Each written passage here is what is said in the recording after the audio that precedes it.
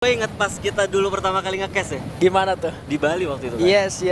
Sampai akhirnya guru gua bisa jadi rekan kerja gua nih. Buset. Enggak guru, semuanya belajar ya kan. Nah, ini penting menurut gua. Yes. Buat komunitas kalau punya mimpi jangan lupa buat berusaha. Jangan lupa buat berusaha. Sama kayak sekarang tim-timnya juga lagi berusaha karena pesawatnya tadi melintangi cukup apa ya? Cukup membagi dua ya. Ya. Tapi yang menarik adalah DG nggak coba untuk ngambil skill lodge, tapi coba untuk ngejegat dari EVOS Esports ya.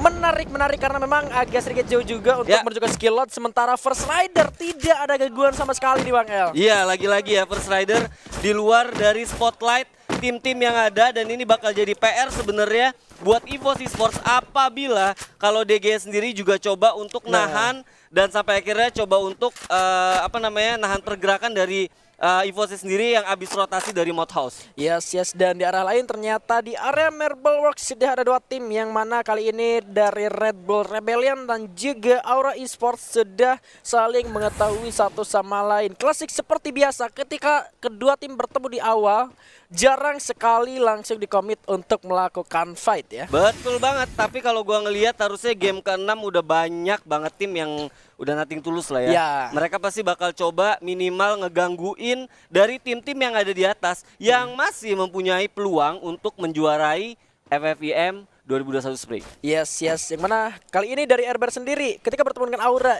mereka tidak terlalu terburu-buru juga untuk langsung melakukan fight, sekalipun kayak misalkan terjadi memang benar-benar nothing tulus untuk kedua tim ini, tapi mereka tetap menjalankan objektifnya mereka sebagaimana mereka harus menjalankan pertandingan ini. Itu dia, profesional ya. Mereka masih profesional walaupun mereka punya objektif, ya udahlah gitu kita nggak bisa lolos, tapi mereka juga masih mau minimal nggak jadi tim yang tusun gitu ya. Yes, masih memberikan yang terbaik, termasuk untuk dari tim EVOS Esports sendiri yang tadi sempat tercegat ketika ingin masuk menuju ke area Mod House oleh tim DG Esports. Sekarang mereka sudah berada di area tengah dari map.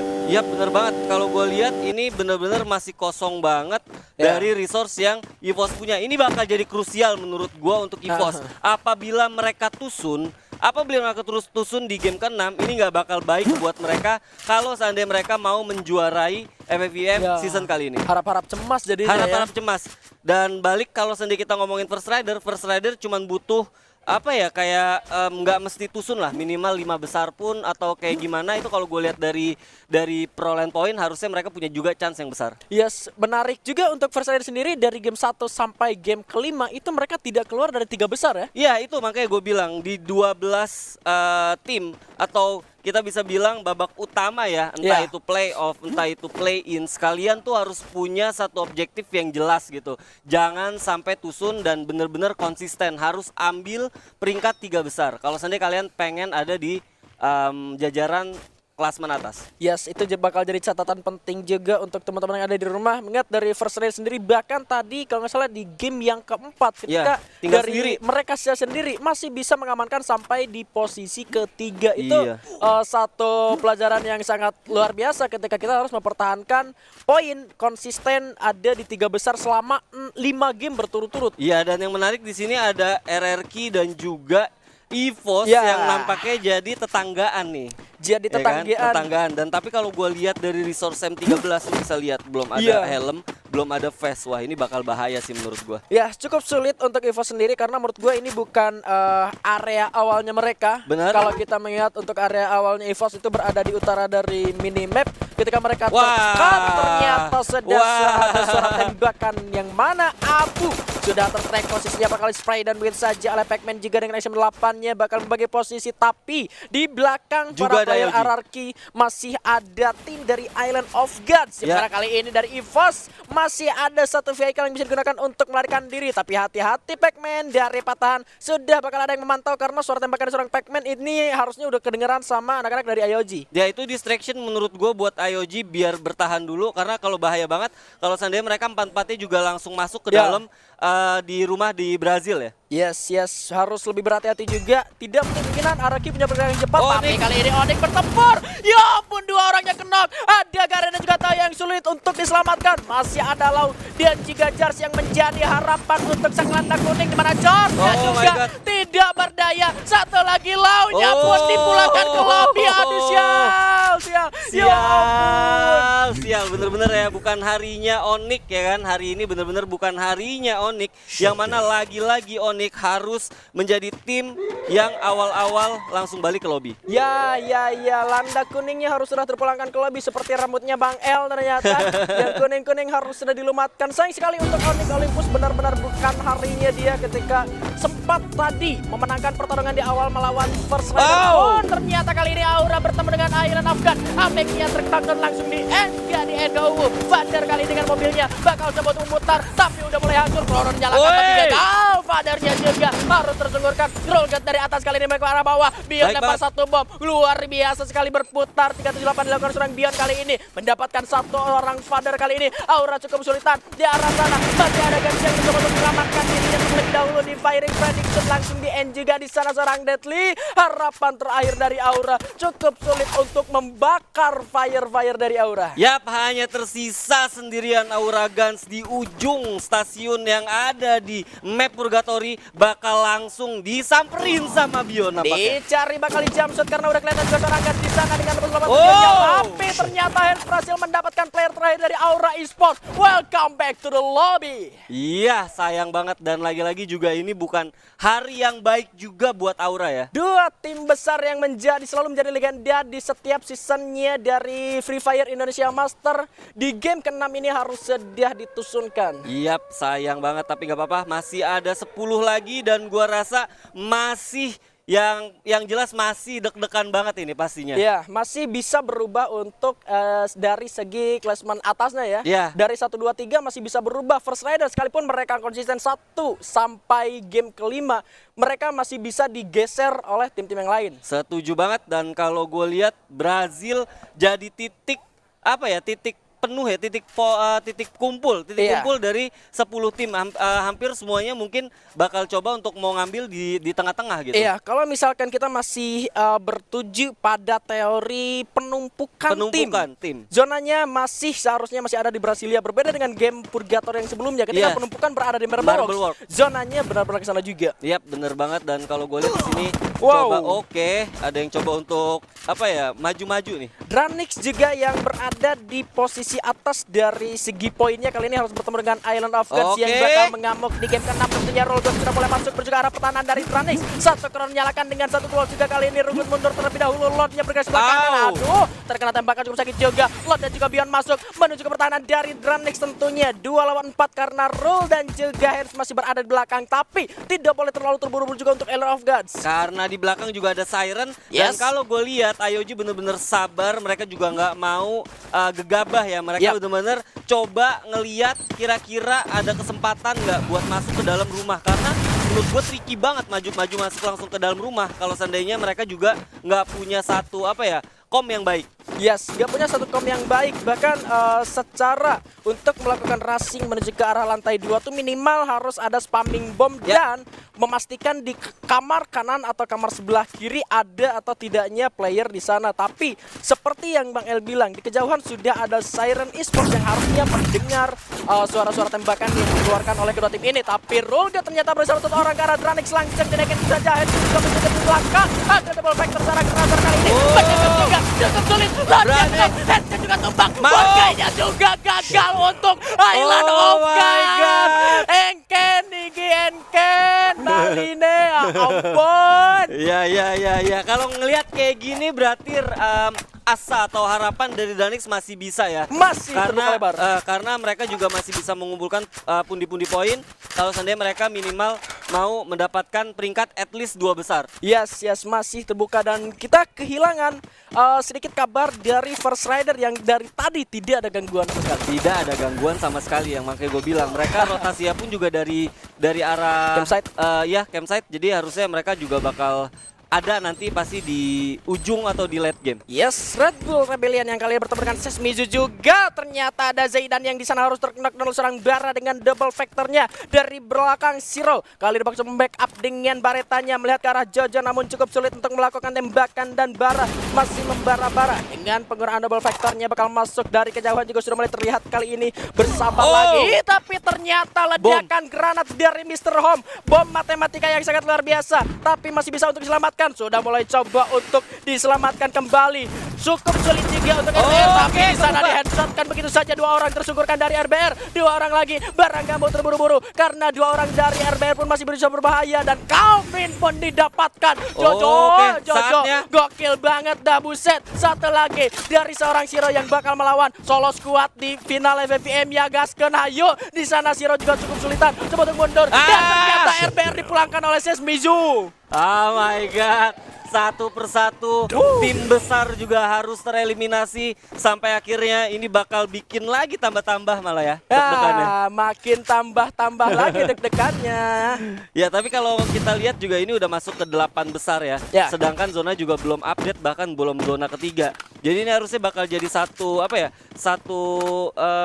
waktu untuk dimana mereka bakal istirahat harusnya. Karena kalau gua ngeliat dari pergerakan juga udah nggak ada yang mungkin bisa friksi lagi kecuali di daerah Brasilia tadi. Kecuali daerah Brasilia yang mana kalau kita ingat tadi masih ada Siren Esports yang ternyata setelah pertempuran Island of Gods dan juga Drunix nggak langsung maju. Siren tidak melakukan pergerakan apapun ya. Ya bener banget. Nah di sini juga kita nggak lupa ada NGID yang nampaknya juga mulai melihat-lihat kira-kira ada di mana gitu ya kan. Ya sudah mulai melakukan fase looting cepatnya dan masuk juga menuju ke area Brasilia. EVOS pun kita belum tahu pergerakannya menuju ke arah mana. Harusnya mereka masih stay di Brazil dan kalau gua boleh catat mereka nggak punya resource yang banyak karena fase lootnya mereka sangat terbatas banget tadi jadi pelarian ya. Jadi pelarian karena di-cut oleh DG Esports yang harusnya ini bakal jadi satu kesempatan besar juga kalau menurut gua sedikitnya untuk DG Esports dengan mencuri atau meng-cut arah lootingan atau harta yang harusnya dimiliki oleh tim EVOS. Yap, bener banget. Dan kalau gue lihat malah bahkan ya tadi gue predik ya ini bakal jadi fase-fase di mana mereka bakal aman-aman dulu. Ya. Nunggu-nunggu dulu ya, lebih tepatnya nunggu-nunggu dulu gimana update dari zona itu sendiri. Betul, kita bakal melihat lagi update-nya menuju ke arah mana. Harusnya masih ke arah 13 House. Kalau misalkan teori penumpukannya masih berlaku sampai ke zona selanjutnya ketiga. Oh my god.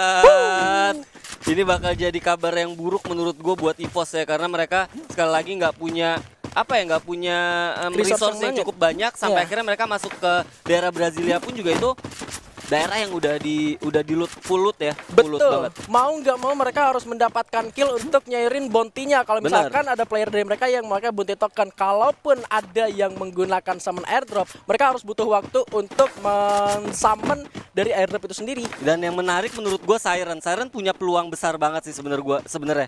Menurut gua terlepas dari Drunix ya. Tapi kalau seandainya Siren benar-benar bisa maksa EVOS-nya mati sebelum mereka, Siren yang bakal dapat peluang untuk mendapatkan 2 besar. Yes.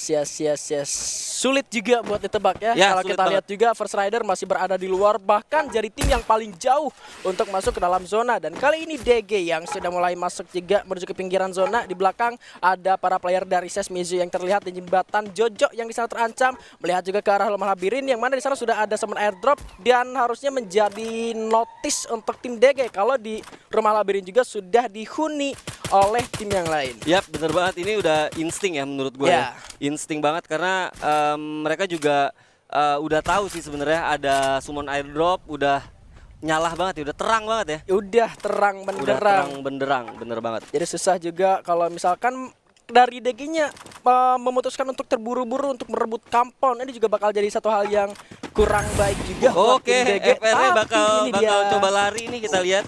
Mereka bener-bener lari aja berempat gitu ya kan. Tapi di depan mereka sudah ada player dari Sesmizu. Waduh, ini juga kabar buruk untuk tim First Rider. Kalau misalkan mereka juga nggak notice di depannya sudah ada Jojo yang terlihat, harusnya oleh seorang Darkol. Waduh. Tapi Sese bener-bener nggak sadar sih di belakangnya ada orang. Dan malah sekarang FR-nya bisa ambil di daerah jembatan. Waduh. Mengingat di depan juga sudah ada DG. Kalau misalkan DG-nya belum pindah, ini bisa jadi makanan juga buat DG. Anak-anak dari First Rider. Setuju banget. Mengingat dari Ses sendiri yang tadinya kesini memilih untuk menarik mundur. Ini dia. Ayo ampun. 500 yang luar biasa seorang Azril. Satu lagi dari First Rider. Seorang obat di sana. Azril, oke, pakai 500 doang ya, hayu. Tapi Thanos dapat seorang Faik Surupan di sana. Aduh, malah keculik. 3 knockdown diberikan menuju ke arah First Rider, tapi sulit juga untuk melakukan ending. Cukup komit, rapat juga permainan yang dilakukan oleh tim First Rider. Yap, bener banget, rada miss tadi. DGI juga nggak ngelihat akan kehadiran dari tim yang ada di Luma Labirin ya, sampai akhirnya mereka harus kehilangan Pais. Tapi kita lihat di sini apa yang bakal dilakukan oleh First Rider. Apakah mereka malah bahkan bisa ngontes balik dari tim DG-nya? Yes. Tapi kalau misalkan dia Reverse Rider-nya ingin lebih cepat untuk masuk, tidak menutup kemungkinan kalau misalkan mereka punya banyak duel bakal masuk langsung menuju ke pertahanan dari SES juga nih. Yap, betul banget. Tapi kalau kita lihat di sini ada Siren juga yang udah mulai melakukan pergerakan nampaknya di sini. Pertempuran terakhir terjadi kali ini. Wixi harus dapat seorang Maung dengan headshot M4A1-nya di sana. Dranix mendapatkan 4 poin eliminasi. Kali ini bakal berhadapan dengan Siren Esports juga, yang mana ternyata Valen pun didapatkan oleh NGID. Mr. 05 dapat seorang Pac-Man. Arul ada pelontar di sana ke arah Justin yang langsung mengending juga. Jojo mendapatkan seorang Zonza. First Rider juga cukup kesulitan, tapi masih ada upaya untuk masuk ke dalam zona selanjutnya. Siren terjepit oleh DG dan juga Dranix, tapi kali ini kabar buruk juga untuk DG karena harus menghadapi 2 tim sekaligus. Eliminasi dan First Rider eliminasi di posisi ke-8. Harap-harap cemas untuk First Rider tentunya kali ini, dan zonanya agak kepental menuju ke NGI di sana. My god, ini bakal bahaya banget karena kuncinya masih ada di Siren juga. Karena kalau Siren sini bisa tereliminasi, ini bakal jadi bahaya banget buat mereka kalau ingin masuk ke posisi 2 besar. Yes, cukup sulit. Dan EVOS, Mr. 05 masih bisa dapat 1 knockdown-nya dengan resource yang seadanya, harus menghadapi Dranix yang berada di depan sana. Sam 13 sudah mendapatkan 1 senjata andalannya, yaitu double sniper atau double AWM, yang kali ini dalam waktu 10 detik harus masuk ke dalam zona. Tapi di samping mereka masih banyak player tentunya memilih untuk bergerak menuju sebelah kanan sedikit. Ya, serba salah menurut gua EVOS, karena di depan juga udah banyak banget lawan-lawan mereka. Yang cara yang paling utama adalah bener-bener nahan dan sampai akhirnya mereka bisa mendapatkan momentum.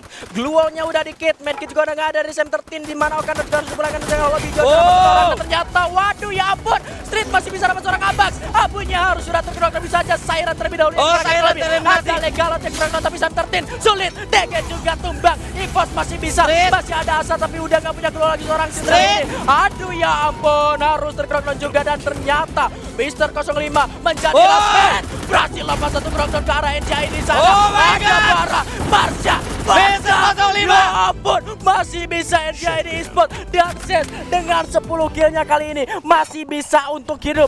Seorang Bara sendirian, 1 lawan 1 lawan 1. 3 tim besar kali ini. Mr. 05 coba untuk bersabar terlebih dahulu. Ya bener banget, ada 6 kill yang dikumpulkan oleh Mr. 05 ya. Dia benar-benar bisa ngeflank dari belakang sampai akhirnya mendapatkan momentum, dapat kill yang cukup banyak juga dari tim NGID. Yes, ada 1 lantaran MT9 juga sepertinya. Bara cukup sulit di sana, dibalaskan dengan hand cannon, masih belum kena. Karena bisa 5 Bara di sana coba di-tag, didapatkan oleh Pac-Man. Hati-hati, AWM dari seorang Pac-Man cukup membahayakan. Lempar flashbang dulu, bakal coba di-jumpsuit 1v1. Sini B1 bos, di-jumpsuit. Waduh, terdiam begitu saja Mr. 05. Jika pahlawan terdahulu berjuang demi kemerdekaan, kita survivor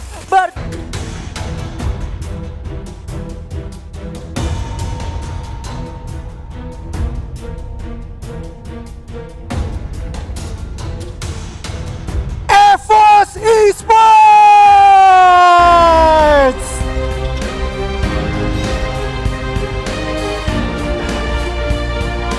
Congratulations to the champion of Free Fire Indonesia Masters 2021 Spring dengan jumlah poin 80. Congratulations once again to EVOS Esports!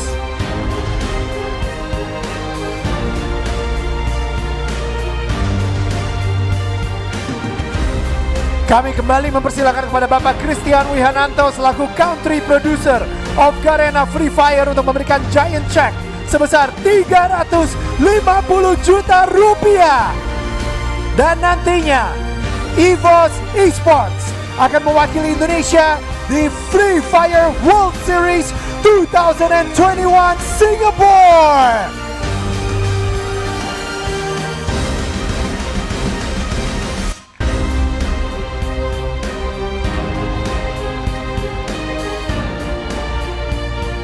And survivors dari seluruh Indonesia, this is the trophy lifting moment. Setelah berhasil mendapatkan Booyah sebanyak 2 kali dan total kill sebanyak 33 kali, EVOS berhasil mengukir sejarah. Mereka akan melanjutkan perjuangannya mewakili Indonesia di Free Fire World Series 2021 Singapore dan memperebutkan total hadiah sebesar 2 juta US dollars atau senilai dengan 28,9 miliar rupiah. This is it. Once again, survivors, the champion of Free Fire Indonesia Masters 2021 Spring, EVOS Esports.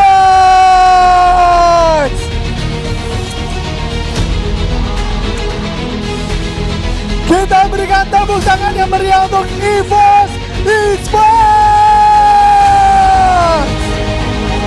the champion of Free Fire Indonesia Masters 2021 Spring.